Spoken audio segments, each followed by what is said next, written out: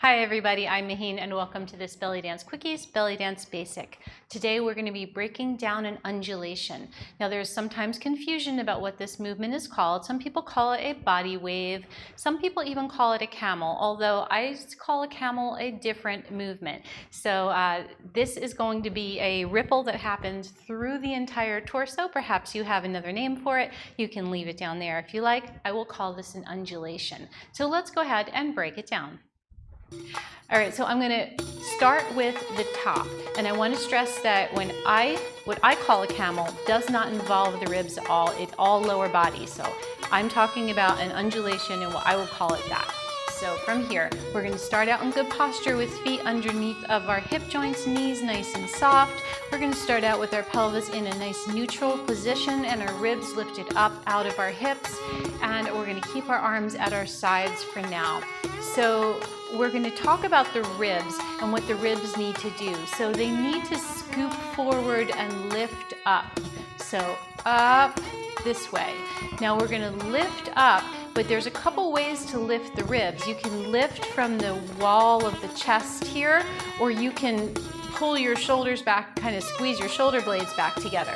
That's going to give you a more extreme look than we generally look for in classical style dance. So here we want to lift from opening up this space down here below the ribs. And I want you to keep your upper back supportive of your arms, but not involved in the lifting of the chest. So forward and up. So just try and kind of get a little lift, almost as if you're scooping up with your bra here, and scoop it forward and lift it up. And as you're doing this, you want to make sure that the muscles across the front of the shoulder here don't get too stiff, because if they do stiffen up, what you're going to get is you're going to get this robotic kind of one unit across the top of the body. And what you really want is you want the chest and the ribs to swing through the shoulder girdle. So that's going to give you a softer look. So if I did this, it would look like this, and you see that it's not very attractive. So you got to soften up the front of those shoulders, support your arms with your upper back, and let your ribs swing gently through the front of the shoulders. Okay, so there's the top part. Now we're going to talk about the bottom part next.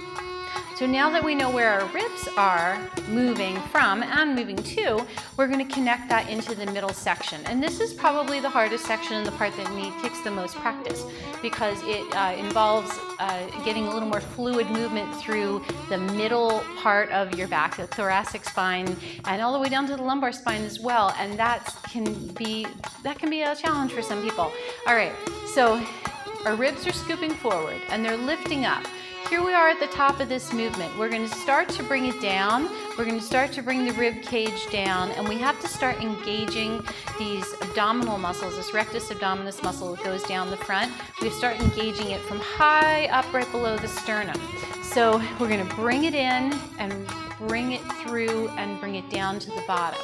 So as we make this ripple through our spine here, right here, where you can see it kind of making this S curve kind of in this fashion here.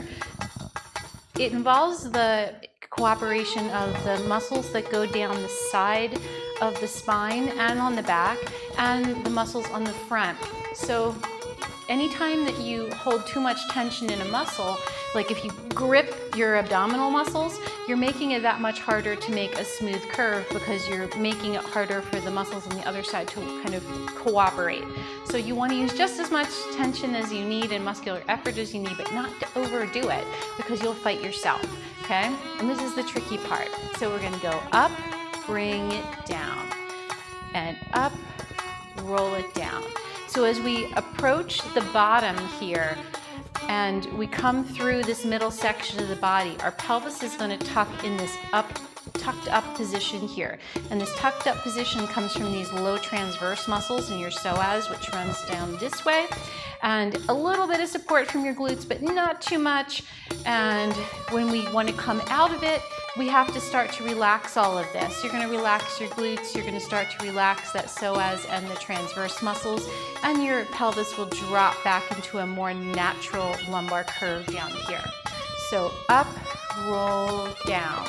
and up, roll down, and up, roll down, up, roll down, up, roll down. So as you start to connect one to the next, you want to, as you land at the bottom, lift right out of it. So you don't want to land and stay if you're going to do them continuously. Sometimes you do want to land and stay and do something else. So rolling down, up, down, up, down. I'll take my arms down. Hopefully you can see a little better here. Up, down, up, down, up, down, up, down, up, down, up, down, up, down, up, down. So you should feel the muscular action coming all the way down your spine, on the front and on the back. So there is some help with your undulations. Hey, thanks for dancing with me. You can subscribe right here and the new belly dance ideas will keep coming. Then follow me over here and let's dance some more.